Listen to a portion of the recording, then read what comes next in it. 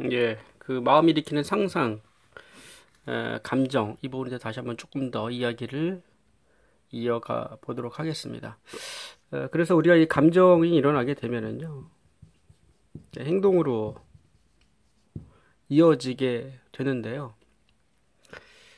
여러분도 아시겠지만은 행동을 한번 하게 되면은 어떤 행동을 처음 하게 되면은 그 행동이 이제 쉬워집니다. 쉬워지고 예를 들어서 뭐 어린아이가 한번 게임을 시작을 했다. 그 다음에는 게임에 접속하는 게 쉬워지는 거죠. 그죠? 어떤 행동을 하게 되면은 그 행동이 조금 쉬워집니다. 그죠? 그리고 나면 그 행동이 나중에는 자꾸 하다 보면은 당연하게 되는 거고요. 이 당연하게 되는 이 행동을 나중에는 인간은 정당화시키게 됩니다. 합리화라는 표현도 있죠. 어떤 당위성을 갖다 붙이게 된다. 그죠? 이런 표현도 쓸 수 있습니다. 이유 만들기. 예.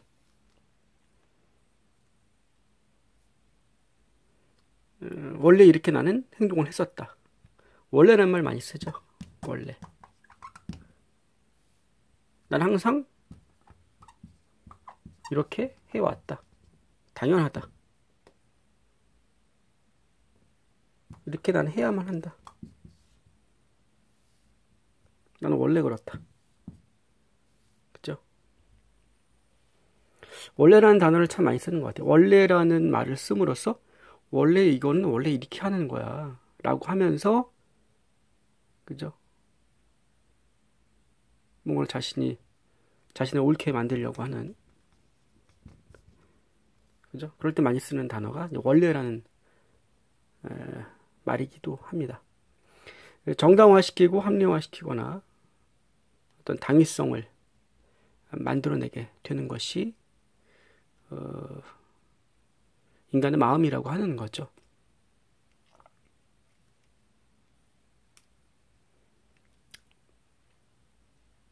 그래서 이 감정 안에 있는 어떤 생각을 본다는 것, 그리고 이 감정을 느낄 수 있다. 다른 말로 경험할 수 있다. 그죠? 그것과 온전히 함께 할 수 있다. 어떻게 말하면 내적 경험이죠. 예, 내적 경험.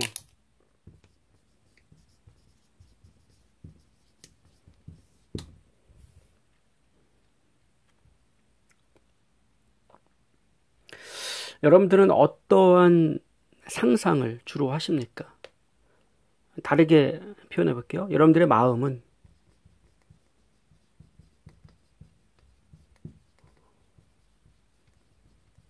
주로 어떤 상상을 하나요? 예. 이것에 대해서 한번 생각해 보신다면 도움이 될 것 같습니다. 자신의 마음은 주로 어떤 상상을 펼치는가? 뭐 타인을 의심하는 마음이 될 수도 있고요. 그죠? 누군가 나를 해하려 한다는 상상이 될 수도 있고요. 누군가 나를 속이려 한다.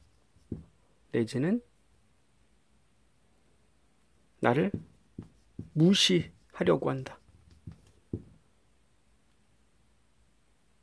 라는 상상이 될 수도 있습니다. 이러한 어떠한 경향성이라는 말이 있죠. 마음의 경향성이 있습니다. 다른 말로는 마음의 습관이 있는 거죠. 사람마다 이러한 어떠한 그 사람만의 마음의 경향성, 습관, 패턴이 있는 것 같고요.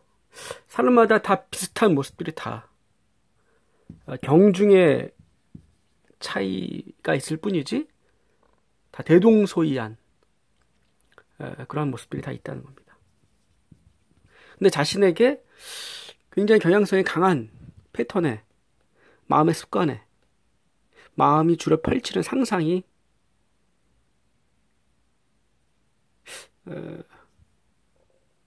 있다면 어떤 상상을 펼치는가? 내 마음은 어떠한 생각을 주로 마음을, 그 이야기를, 어떠한 이야기를 만들어내는가? 생각해 보신다면 조금 마음이 만들어내는 그 상상 이야기에 대해서 그것을 좀 간파하게 되고 그 이야기 밖에서 그것을 지켜볼 수 있는,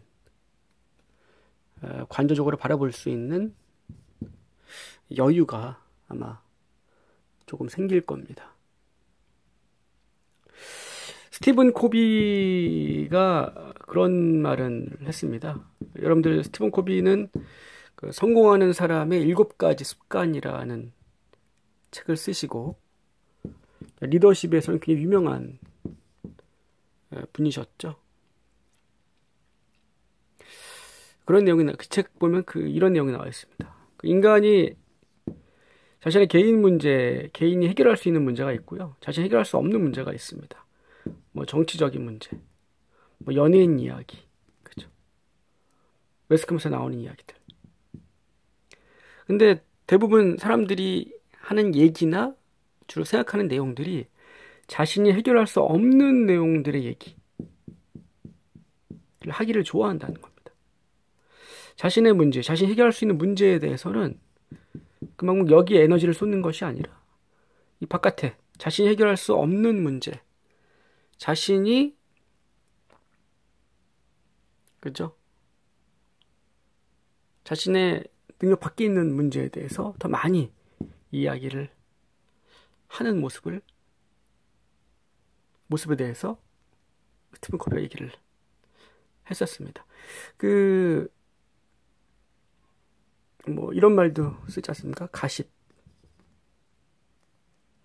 뒷담화, 같은 맥락에서 많이 습관화되어 있는 대화 내용들 있죠.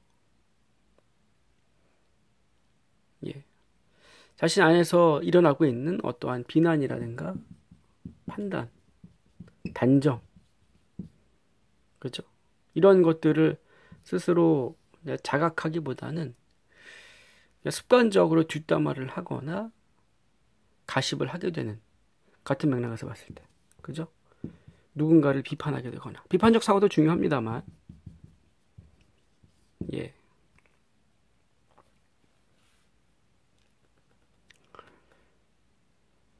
그래서 초점은 뭡니까? 자신의 문제로 들어가서 자신의 문제를 마주하는 것. 지식도 중요하죠. 지식도 중요합니다. 하지만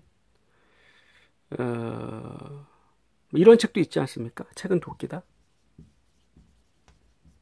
예, 지식을 쌓는, 지식을 흡수하는, 정보를 얻는 도구로 사용할 수도 있지만, 책은 도끼다라면 뭡니까? 책을 보면서 자신 안에 있는 것들이, 그죠? 고정관념이나 관념들이 책을 통해서 깨지게 되고, 그죠? 탈학습이라는 말이 있지 않습니까? 탈학습. 예. 책을 통해서 자신을 보게 되는 거죠.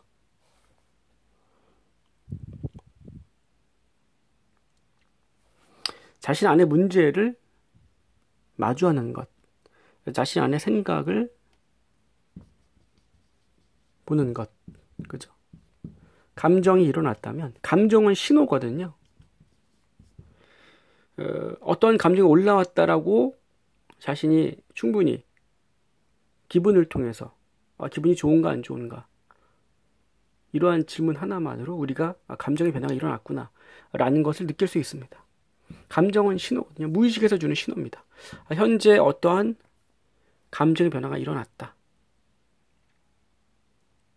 그 감정이라는 신호를 통해서 자신 안에 생각을 들여다볼 수 있다고 생각합니다. 감정이 일으키는 상상 속에 있을 것인가? 즉, 생각 속에 있을 것인가? 생각 밖에 있을 것인가는 자기가 선택할 수 있다는 겁니다. 생각 밖으로 나와서 그 감정에 있는